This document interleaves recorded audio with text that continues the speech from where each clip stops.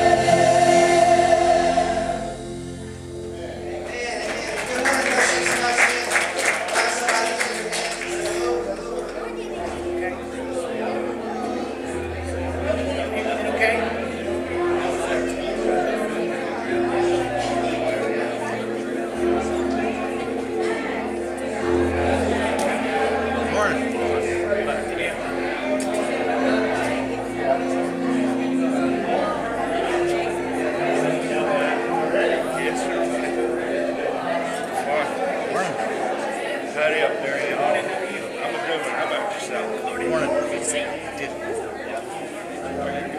Hello. Hey.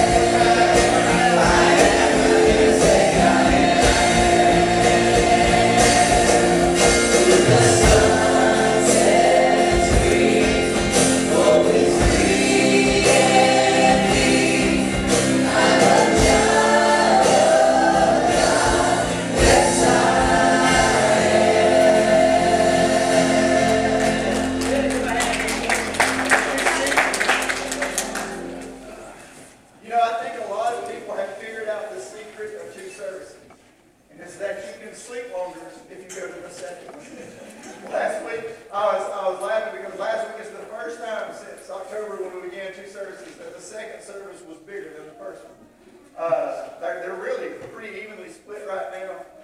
I think today, because we have a women's event following the second service, I think we'll be a little bigger in that service. But last week it was like 61 in the first and 65 in the second. I thought that was pretty funny. It's right down the middle. And but it's interesting, you know, because at first everybody's like, we're going to go early, we're going to get out early, and then they go, I can sleep.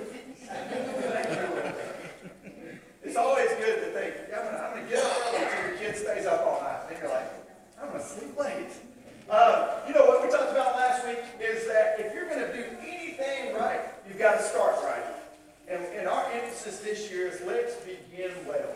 Let's begin well. Let's give our best at the beginning. Let's give the strongest push forward at the beginning. Let's set the tone for how our year is going to be starting now. Because if we start high now, think how high we can be by the end of the year. If I say, oh, I'm going to do this, and now I'm going to pray, I'm going to read my Bible, do these things in private, you know, I'm going to spend this time in the secret place. If you start well now, what it does is it builds foundations for what you want to build your life upon. And if you start where you ended last year, just think where you'll end at the end of this year.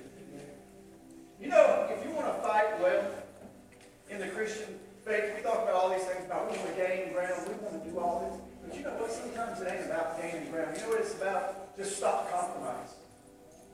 Stand strong in where you're at. If you'll just quit compromising, people will recognize you for who you are and who you belong to.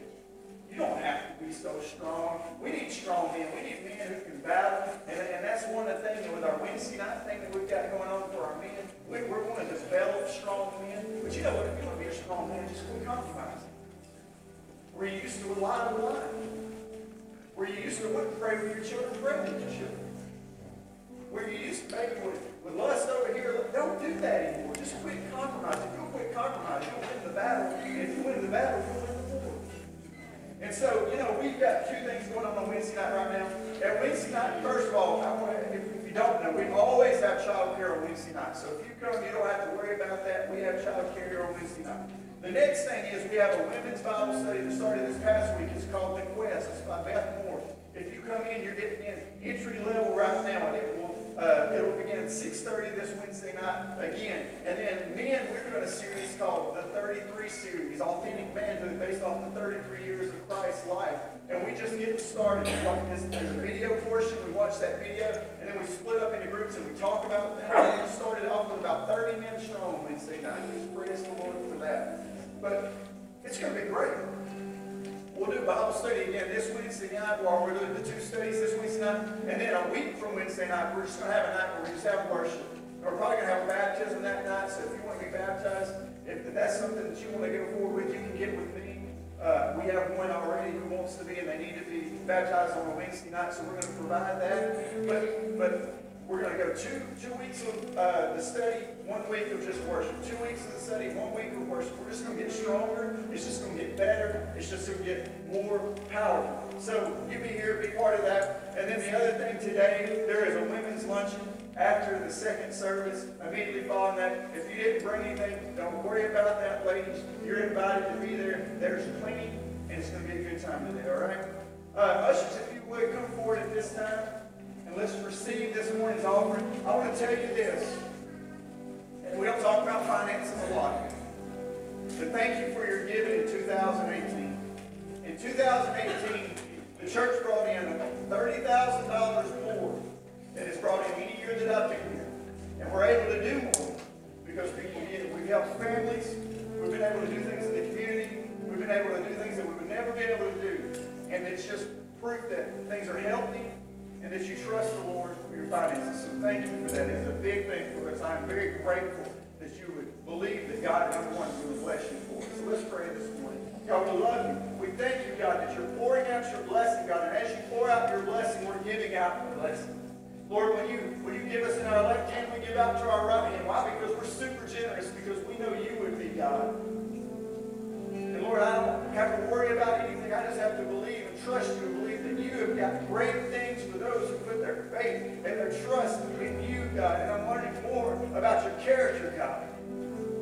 Lord, I pray you would use this offering, that we would never, ever be stingy with it, that we would never be dishonest with it, God, that we would use it to build your kingdom, God, and not our own, God. And we just believe, God, that you've trusted us with it because you know that we're going to do it, where we're going to be a funnel and not a bowl. That you're going to pour it in the top and it's going to come out the bottom and go on to bless somebody else. And I thank you for that. And I thank you that when we've needed, Lord, and when somebody's come forward and said, can you help us, that we've been able to say yes.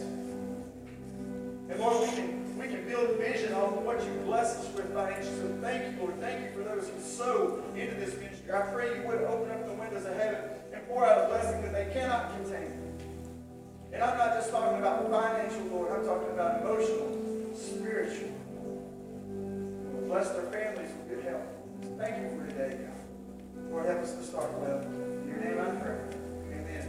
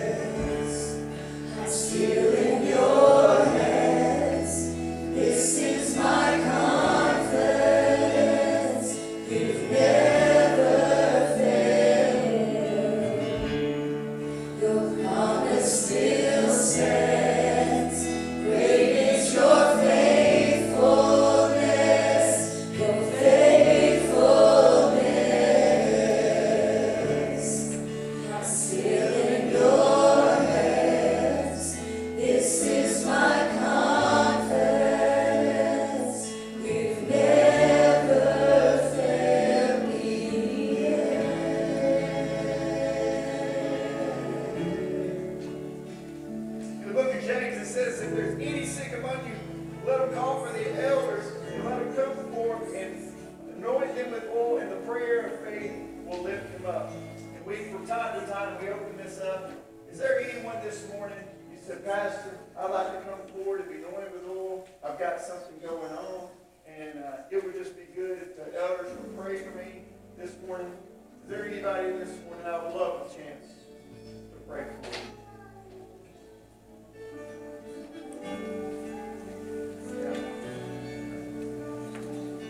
Ask the elders and other leaders and members of the church to come forward this morning. And as they worship, you pray and you believe.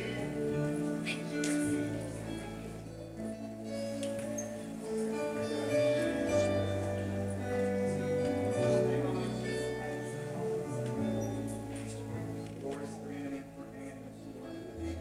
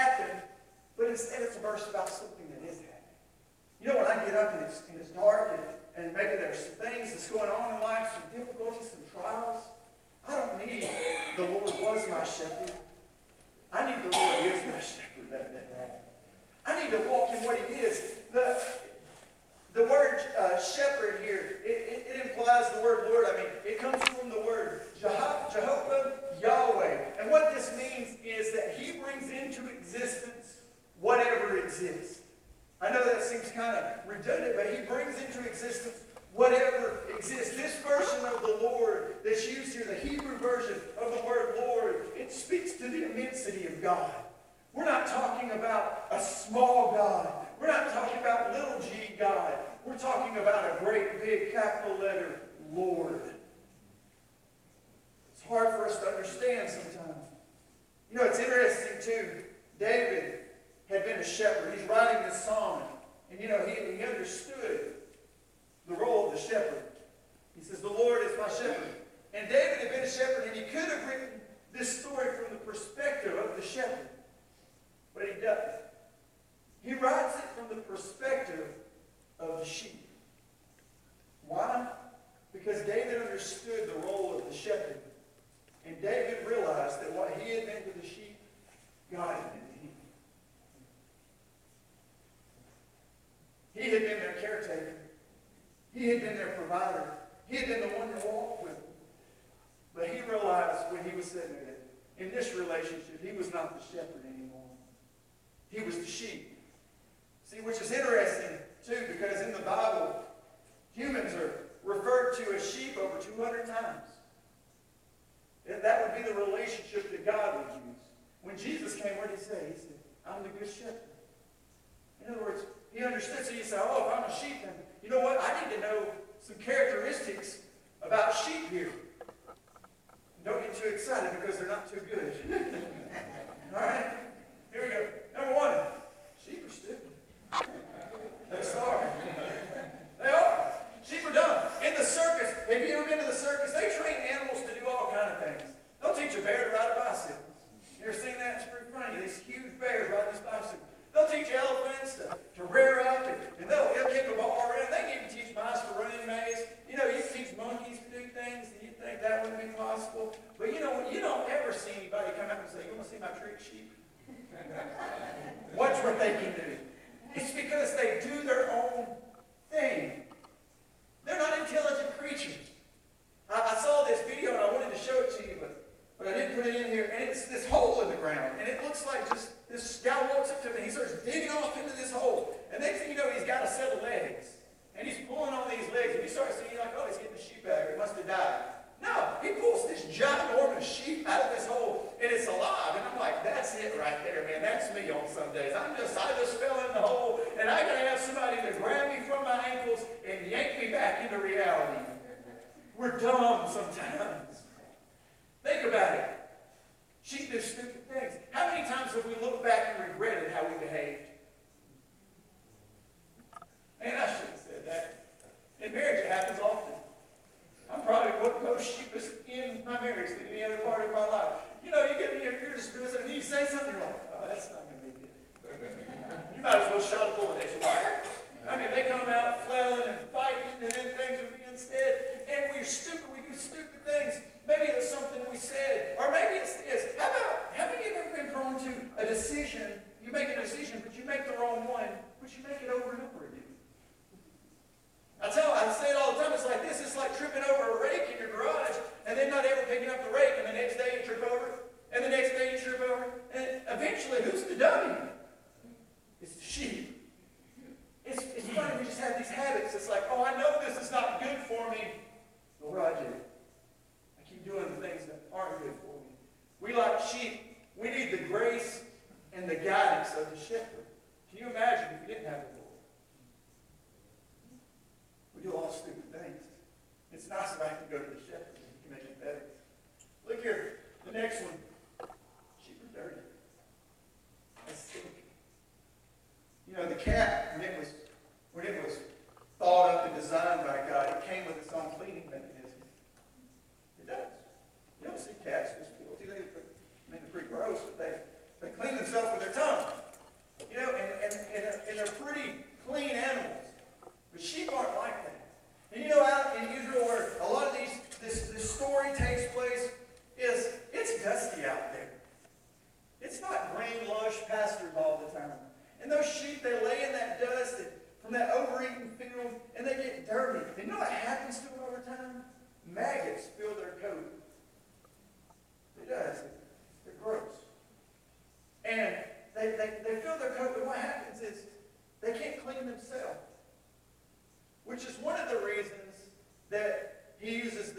later on, thou anointest my head with oil. The oil was a covering of protection for the sheep. We will look at that more when we get to that verse. But sheep lay in the dust of often overeaten fields with no way to clean themselves. So they need a shepherd. And we say, oh man, we're prepared to sheep. Yeah. See, unless someone cleans them, they're filthy, they're infested, they're sick, and then they're dead. Isn't that the process of sin? We can't clean ourselves up. We can try to live the best that we can, but there's this growing disease in us. It's a cancer that only God has the remedy for. And we, like sheep, we're dirty. We're infested by sin. We're destined for death. And we have to have the care of the shepherd to wash us clean. And what's funny is it's not one and done. It's a continuous process. That shepherd don't go out there and clean that sheep one time and then, oh, they're spotlessly clean forever. It takes a process on and on. And if the shepherd ever stops, bye-bye.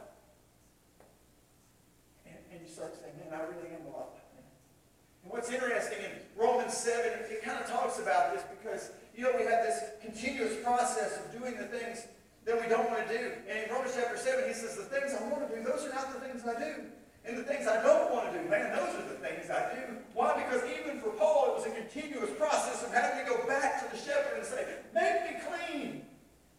Wash me clean. Let me tell you another thing that's interesting about sheep here. They're defenseless. They don't have big claws. They don't have razor-sharp teeth. Wolf is one of the greatest predators yet. How could sheep ever fare against a wolf? You've ever seen how big a wolf is? Just their hands and stuff, their paws are huge. They're bigger than they look on TV. We're not talking about the wolf that come to blow the pig's house down. We're talking about a real predator here, okay? Imagine a field with no shepherd. Imagine a place with no covering or protection for the sheep. They would be completely wiped out in a short amount of time.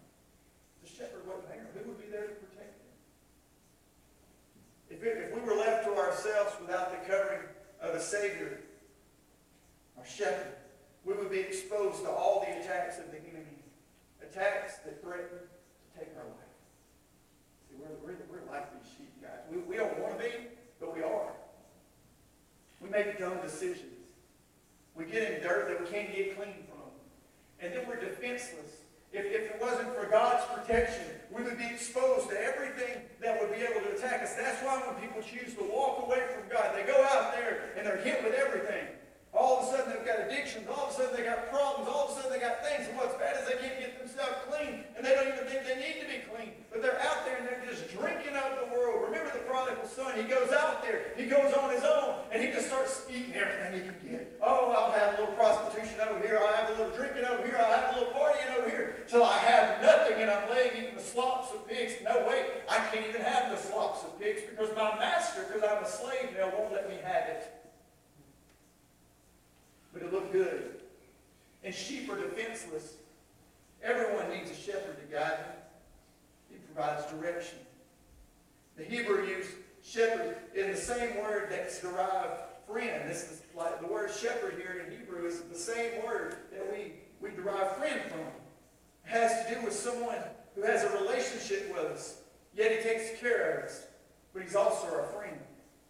And this is a tenderness that develops between the shepherd and the sheep. Why? Because the sheep are the pride of the shepherd. What is the shepherd without sheep? He cares about them. He loves them. He lays out in the field night after night with them. Remember that when Jesus is born, they're shepherd out and they're watching their flock by night and they're spending time with him. And you can say, oh, it doesn't matter, but some of you got dogs you treat like your kid. I'm telling you, these shepherds, they think of their sheep that way. They rest with them. And that's why when they go off astray, they'll leave the 99 to find the one. It's because they love them. And Jesus said, I am the shepherd. And I lay down my life for my sheep. Why? Because it's more than a job. It's a deeper friendship and love. The role of the shepherd was personal to David. You can tell here when he says this, he says, the Lord is my shepherd. It's personal. He didn't say the Lord is your shepherd. He didn't say the Lord is our shepherd. He said the Lord is my shepherd. It was personal. Show you the next part here. shall not want. I shall not want. NIV says, I lack nothing. The Lord is my shepherd, I lack nothing. The NLT says, the Lord is my shepherd. I have all that I need. When you live in your Father's house, a good father provides for their children, and they lack nothing. My children, they don't lack anything. They don't have enough, they have more than enough. Some of you who've been in their room understand. They have plenty. None of my kids are malnourished. None of my kids go without seeing a doctor or dentist. What? They lack nothing. That's why, because the Father provides for the children in the same way that the shepherd provides for the sheep. It is his livelihood. In order to lack nothing, it doesn't mean that your physical needs are just met. It means that your emotional needs are met and your spiritual needs are met. The Lord is my shepherd. I lack nothing. Physically, I'm clothed. Mentally, my mind is sound. Spiritually, I'm fulfilled. I don't lack anything. In my house, my children don't have a father who doesn't love them. They're filled. Their bellies are full. They're clothed. They have a roof over their head. They have a mother and a father who cherish them, who love them. I love to love on my daughter. I love to hug my son. And you know what they do? They love to hug me back. They love to spend time with me Thursday night. You might have saw the picture on Facebook. I was kind of off to myself at my mother-in-law's house. We always have a bunch of people. It's kind of chaotic, to be honest. You have to kind of find a corner to find peace. And I lay down on the couch, and I'm over there, and I'm like, I'm just kind of over here by myself. And here comes Hosanna. She drinks the bottle. She's hungry. She climbs right up there next to me. She just lays down on me. Why? Because she wants to be near her father. Like the sheep want to be near the sheep. And you know what? I was fulfilled in her, and she was fulfilled in me. And we lay there. And the next thing I'm waking up 20 minutes later, she's asleep, and I'm asleep. And it was just fulfilling to me. My son, he likes to run and jump and hug me. They're fulfilled in my house. See, David said, I want nothing, I'm satisfied. Have you ever been completely satisfied? That feeling of, I can't think of anything that I want. I can't think of anything that I need. And it's just this moment of contentment. And David says here, the Lord is my shepherd. Oh, he's mine. I belong to him. And because of that, I don't lack anything. Let me show you the next one. He maketh me to lie down in green pastures, and he leadeth me beside the still waters. He maketh me to lie down in green pastures. When I had this thought, initially I thought, man, green pastures, I'm thinking of Ireland. You know, these big green fields, Scotland, all this green. But that wasn't the way Israel really was. Let me show you what it really looked like. It looks like this. This is green pasture there. Okay? It looks kind of like a wasteland a little bit. See, when the sheep are grazed, it's over rocky soil on dusty hillsides. In the desert, like this, kind of like what we're showing here, the fields are not lush like what you would imagine when you read the passage. The green comes, it says that when the hill is exposed to wind and to rain, all of a sudden next to the rocks, these shoots will come up. And it'll just be like little patches of grass here and there. And if you look at the hills, they'll have little cut trails through them. Just one to the next, to the next. And it's just enough room for the sheep to stick their head over this side and eat, and the sheep stick their head over that side. That's how wide they are. It looks like lines coming down. And they'll graze on this hillside. And what happens is, it's so interesting because the shepherd walks the sheep through the hills, and they get a bite at a time. There's this little patch of grass, they eat it. And they walk over here, and they eat it. And they walk over here, and they eat it. And they walk them through. And the sheep understand the shepherd is going to lead them to enough for the day. Think about these verses in the Bible. Don't worry about tomorrow. Today has enough for you of its own. We spend our time thinking about things that never happened. And God is carrying us to fields where there's enough for today. There's enough for today. A rabbi said this. He said, it was an unknown rabbi. He says, this worry is dealing with tomorrow's problems on today's pasture. I'm trying to eat for tomorrow because I'm afraid I'm not going to have enough. But there's not enough for me to eat today and tomorrow's worth. I need to eat today's, and then I need to eat tomorrow's, and then I need to eat the next day. I don't need to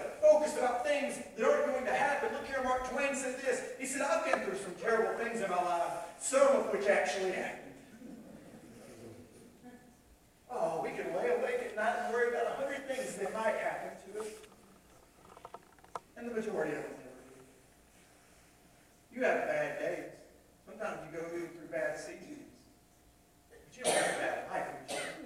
It's usually, there's more average and good days than there are bad. And it says that he maketh to lie down in green pastures. In other words, he feeds us what we need for today. He leads me beside the still waters. This means he's going to carry you down a peaceful path. In Hebrew, the word for still waters is this. And I would love to try to say it the right way, but I won't. So I'll give you the chance. But it means restful waters. Our shepherd wants to lead us to a place of rest, a place of trust, a place of confidence.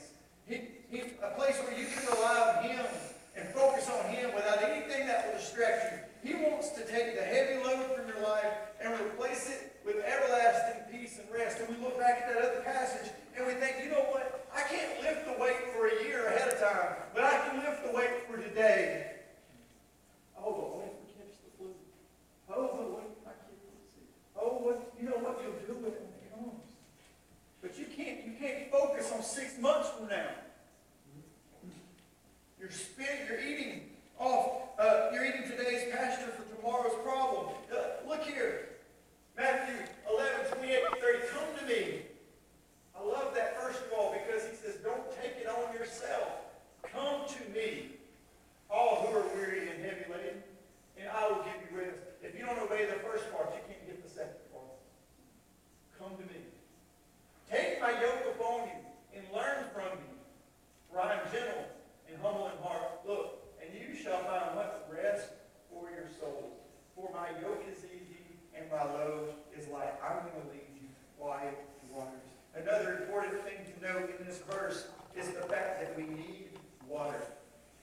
Our good shepherd, he's leading us to a place of rest, but before that, he leads us to a place where we can quench our thirst. See, without water, one cannot survive very long. And water is a necessity for life, and without it, we would die. And God spoke to us about a different kind of water. Remember when Jesus is at the well with the woman, and he says, I'll tell you, I'll give you water that you'll never thirst again. The shepherd leads us to a full supply. He leads us to a place where we'll never be thirsty again. And this is just who the shepherd is. Psalm 23:2, he leadeth me beside the still waters. He leadeth me beside the still waters. He carries me to that place. Look here. He restoreth my soul, and he leadeth me in the path of righteousness for his name's sake. Restoreth my soul. You know, David is writing this passage, but David has went through this thing where he's fallen with Bathsheba. He's been broken away from the Lord. David is called the man who God loved, yet he sinned, and his sin took him all the way to the point where he has Uriah the Hittite killed to cover up the lies because Bathsheba was pregnant. And David understands what it means to be away from God. So when he says he restoreth my soul, he understands just what restoration is. See, when any relationship has been broken, there is no better feeling than restoration. You ever been fighting with your spouse?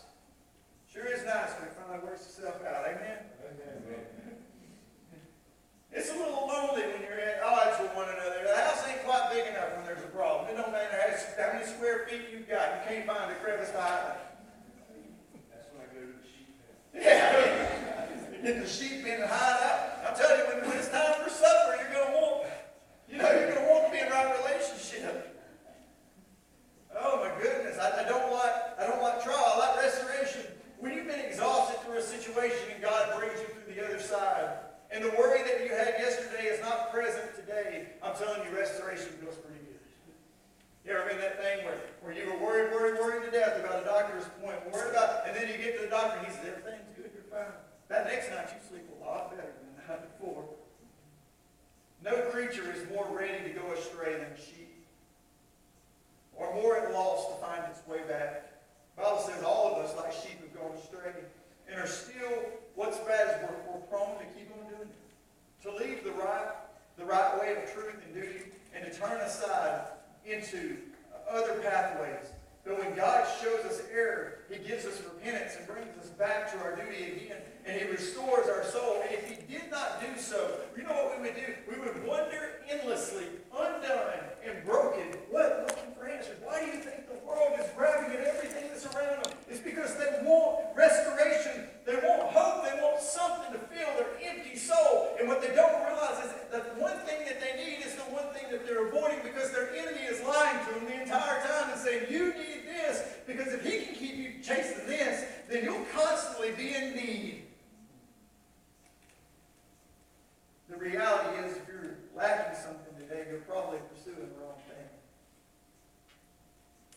In the plain, straight, and safe paths in which sheep of the Lord's pasture, they're never hurt, nor weary, nor in danger of wandering. By His word and His providence, He directs me to the right way of truth and holiness. And by His Spirit, He inclines and enables me to choose those ways and continue to walk therein. That's why it is for His name's sake. Not any merit for me, but merely for the demonstration and glory of His mercy and faithfulness and goodness. He restoreth my soul. What does restoreth mean? He refreshes, He recreateth, He quickeneth my soul for His name's sake. In other words, God's providential dealings are recognized as in accordance with His character for great graciousness. In other words, for His name's sake, it just proves that He is who He says He is.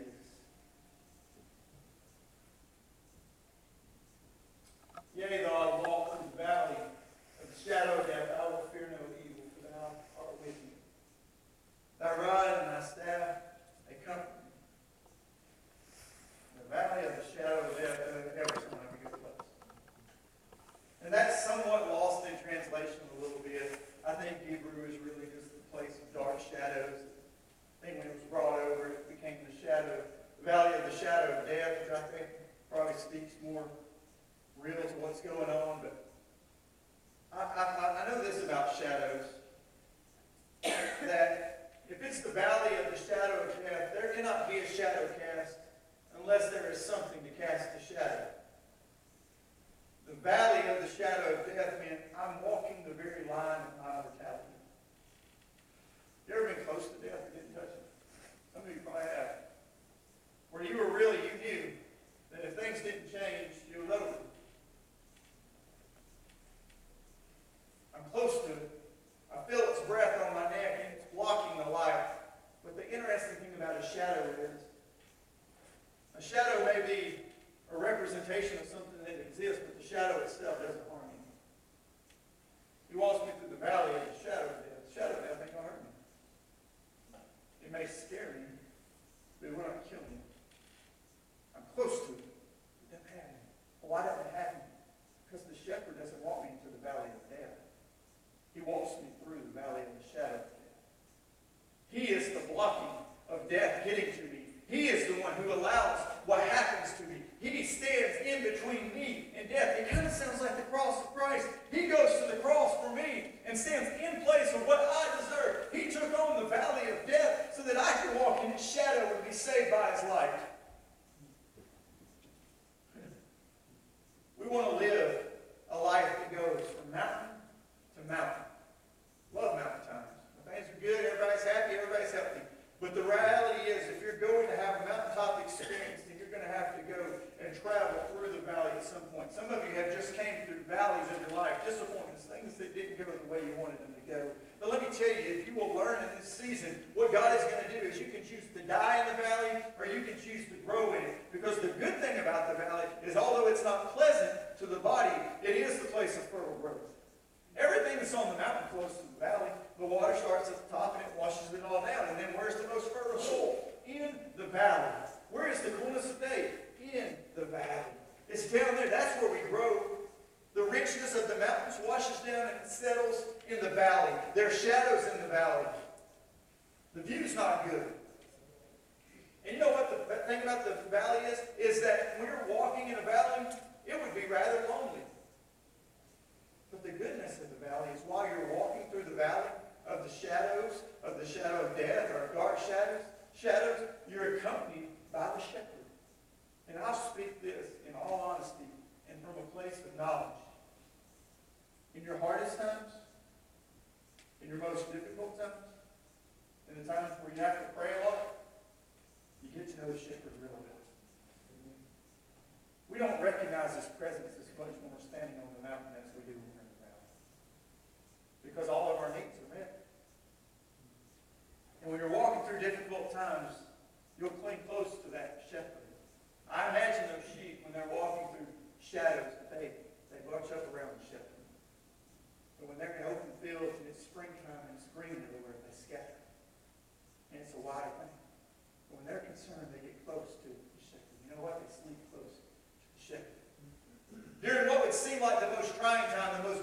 the time. That is when the sheep feel the presence of the shepherd. Now, this next part is interesting to me. Thy rod and thy staff, they comfort me. Thy rod and the staff, they comfort me. The rod and the staff don't look comfortable at all. The rod and the staff are used by the shepherd for discipline and for correction. How is that comforting to my body? The rod represented the shepherd's correction and power. What do? He's struck them with it. Hey, get over here. You ever felt like God did that to you? Oh, I'm stepping out. My dad understood the rod of correction. You know, and then the staff was the shepherd's grace. The crook of the staff was used to pull the sheep from holes to rescue them when they had become separated from the rest of the flock and fall into holes, or when they began to stray from the flock. It's like, oh, there's one going there. You know, that whole move right there, he gets the neck. He brings you back in line. But David says, oh, they comfort me. These are the things that comfort me.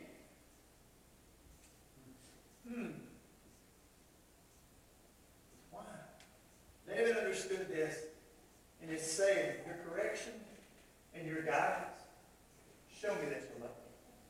Look here. Hebrews 12:5-6. And you have forgotten the exhortation that addresses you as sons. My son, do not make light of the Lord's discipline or lose heart when he rebukes you, because the Lord disciplines the one who he loves, and he chastens everyone he accepts as his son. Oh, a father doesn't discipline children because they're mad at him. They discipline them because they love them and want to see them produce. And just like the parable where it talks about the vine, he prunes the vine. Why? So that it might bear much fruit. And when a good father is present in the child's life, when a good shepherd is present with the sheep, the actions that he makes, although may sting at the time, they produce great results. You can tell a child who's been disciplined and one who's not. Some of you teachers, you've taught them. Some of you coaches, you've coached them. It's so much more pleasant when the rod and staff are present. You can tell when some kid, you get a big group of kids, there's 20 of them, and one of them says, yes, sir, and no, sir, yes, and no, ma'am. It's almost pleasing to the soul. You know, I've been in situations where I wish there would have been a little more rod and staff. A lot more rod, a little bit more staff. We hate discipline. It hurts our feelings. You know why? It stings our skin, but it produces character. Show me someone without discipline, and I will show you someone destined for destruction. Without the discipline of the shepherd, you know what happens to the sheep? They die. Imagine if the sheep just went on like this, and the shepherd said, I'm just going to keep my staff to myself. They would die. It's not because he doesn't love them. It's because he does love them. A father who disciplines his children loves his children enough to give them the needed guidance that produces character and success. David is saying, thy rod and thy staff equally give me comfort. The staff is a crutch for me, and the rod is a switch to my back. And as sheep, we can be denied all day, but we need them both. I hope that the Lord will love me enough to strike me to keep me from going the wrong way, because I don't want to die. The wages of sin is death, and I don't want to falter him. So I hope when I start slipping that he says, hey, quit. It may sting for a minute, but it may save my life. And the shepherd was good at that. I love this next part too. Thou preparest the table before me in the presence of my enemies. Thou anointest my head with oil, and my cup runs over. Man, I love that first part. Thou preparest the table before me in the presence of my enemies. In other words, you comfort me and you celebrate me in the presence of those who wish to kill me. What would make your enemies mad? The fact that you were getting celebrated and they couldn't touch you. God is, you have so much authority and you're in so much control that while my enemies are lurking, you are feeding me. Do you know this, that the shepherd, he would carry this cloth in his waistband. And he had some grass in it, some things. And the sheep would get off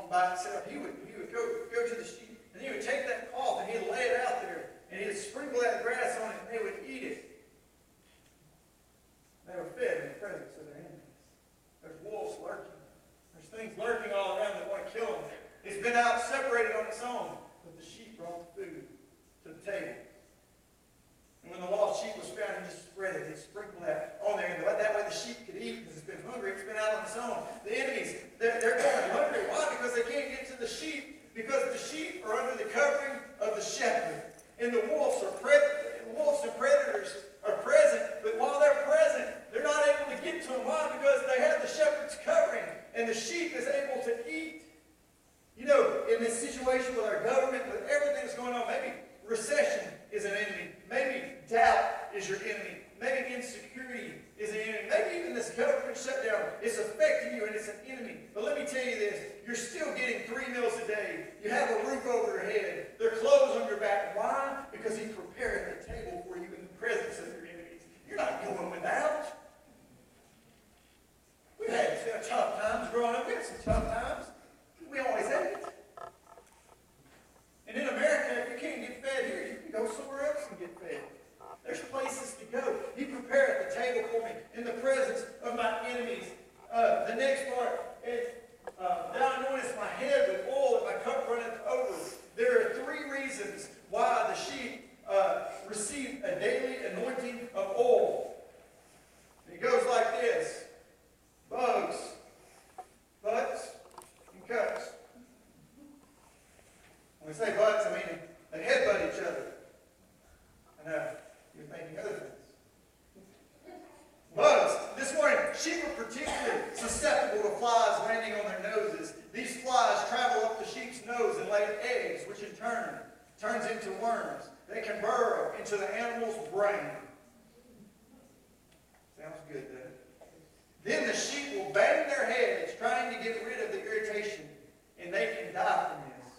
So each day the shepherd pours oil on the sheep's nose, and the flies inside stay out on the outside instead of flying in.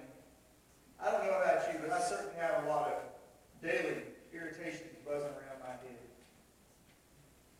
Rude actions, bothersome comments, pesky mishaps. Some of those get in my head and cause negative thoughts. Maybe they make me angry or feel fearful. Maybe they give me sinful thoughts. But if I allow them to burrow deep into my mind, they become part of my life and can destroy me. But what the Good Shepherd does is He promises if I come to Him every day, He will anoint my head with oil. And I can come back to Him many times, and I do. In prayer, I bring the shepherd all the little irritations and bothersome thoughts that cause me discomfort before they can gain a foothold in my mind. And like I said, the next one is the butts. As in butting heads, sheep will butt heads with one another to gain position and assert authority. And male sheep especially like to butt heads, but into people. And we all do that, don't we? A shepherd knows his sheep are going to clash sometimes. And he can't prevent it. So what he does is he puts oil or grease on their heads so when they clash, they glance off of one another without doing much harm to one another. And our Good Shepherd knows we can't always avoid disagreements, but praying with and for one another is one way that we can keep from harming each other when we disagree. You're going to butt heads in your marriage.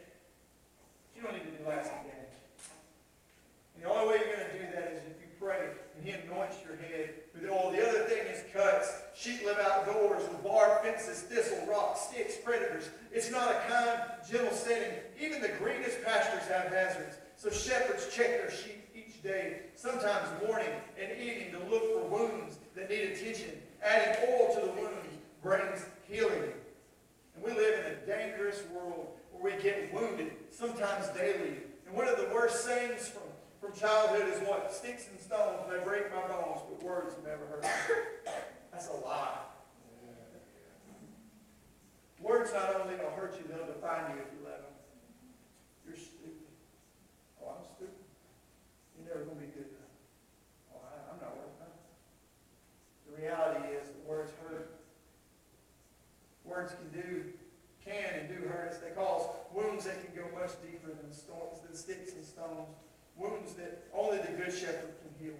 Some of you got things that have happened in your life that only God's going to be able to heal. Each of us are wounded by all kinds of things, and Jesus is attended to all our wounds, physical, emotional, mental, and spiritual. Daily, honest communication with Jesus is the best way to find Him. We want to live in power of the anointing of the Holy Spirit. We must recognize the tender daily provision of our Good Shepherd, that He offers us the sheep. It reminds us that I need Him. I need Him every hour of every day.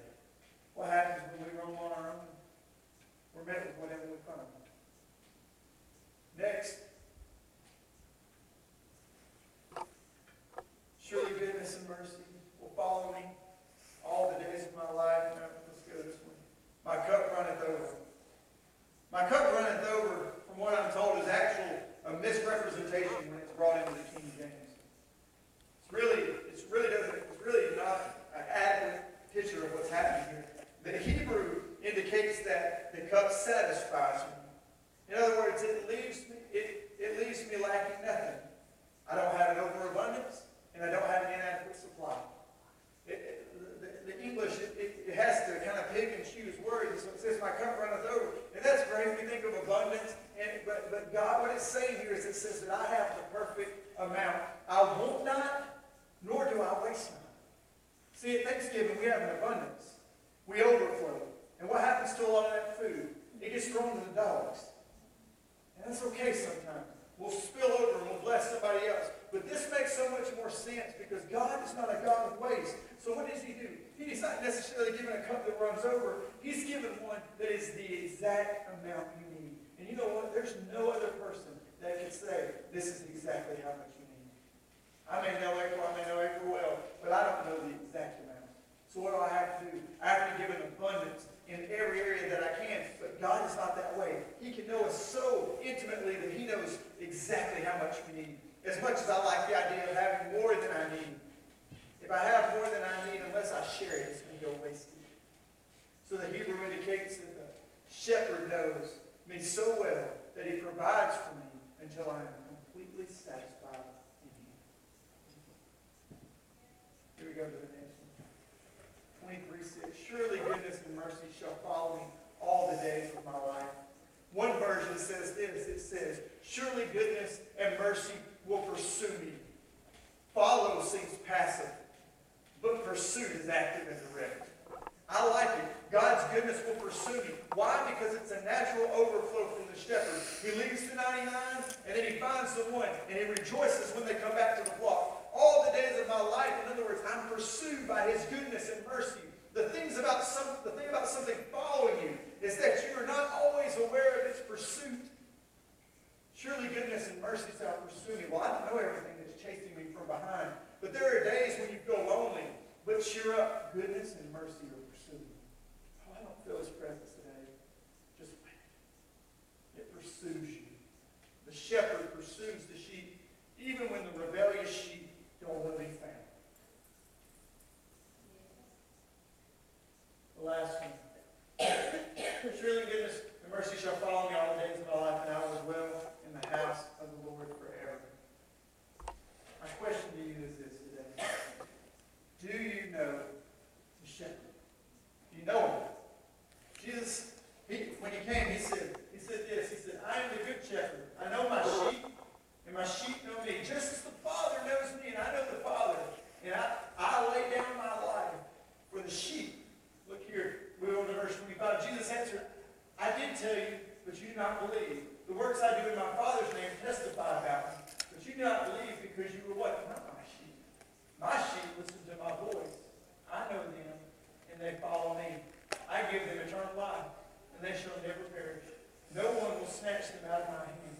My Father who has given them to me is greater than all, and no one can snatch them out of my Father's hand. And I would say this, are you allowing yourself to be led by the shepherd? Jesus said, my sheep listen to my voice. I know them and they follow me. Why? Because his voice is familiar to them. Have you ever been in a crowd and you had your children running around, fathers, and you said you wanted to get their attention, so you yelled their name like that, and what they do?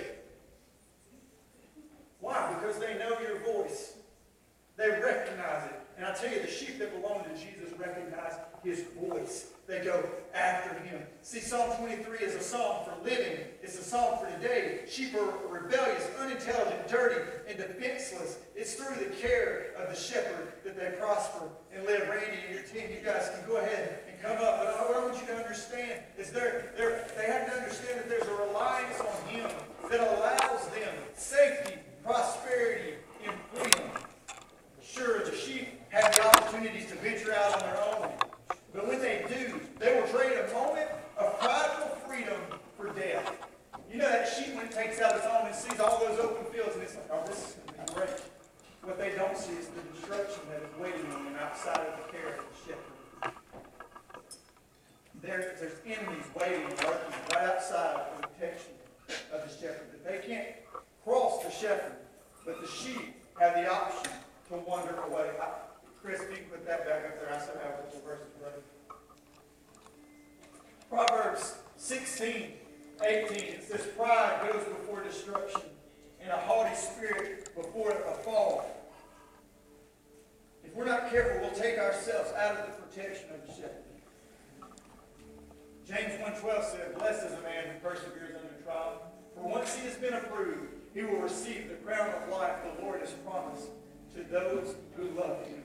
The shepherd is leading us to him, and he is our life. And in him we are sustained. And in his protection we are cared for. And we are the pride of the shepherd. We are his sheep. And it may seem like, oh, that's a bad thing. We're dumb. We're not. No, the thing is that we have a God who cares enough for us that he brings us into his fold. And he says, you know what? I will walk with you. I will protect you. And nothing that comes against you will come against me.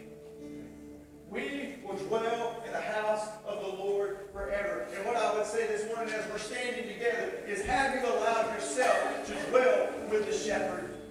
Because we have the option to roam free. But when we roam free, we inherit the life that's waiting on us.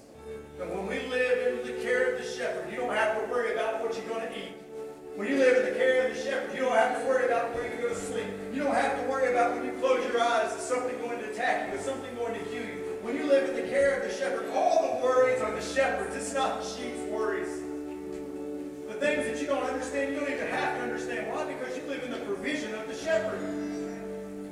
His path is there for you. This morning, I would say this: if you don't know the shepherd, if you have not been allowing yourself to be led, would you just trust that he knows what is best for you? As they sing this morning, the altars are open, and I would love to pray with you and encourage you and say, just let him be God. He is the good shepherd.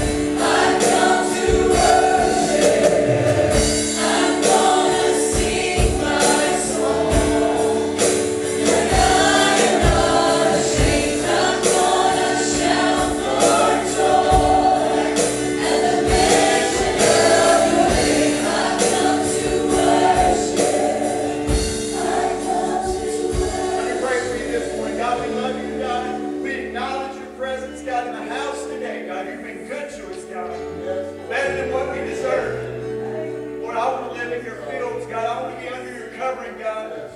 I don't mind taking the rod, and I don't mind taking the staff when I know the hand that gives it loves me. I would rather take it than death, God. So thank you for this day. Be with all those who are here. In your name I pray. I went a little long today, but tonight we have live groups. Came to your live group what time? 6 o'clock. Bring the Bible. Soup and bring your Bibles to Cable's live group. And then the Bryant's, and the live group tonight is at Shaw and Mary Bryant's. If you need directions to that, you can get there. You know what the food is? I don't know what the food is, but we'll let you know, okay? Turn around and greet someone. You can be careful going out. There's a lot of people trying to come in.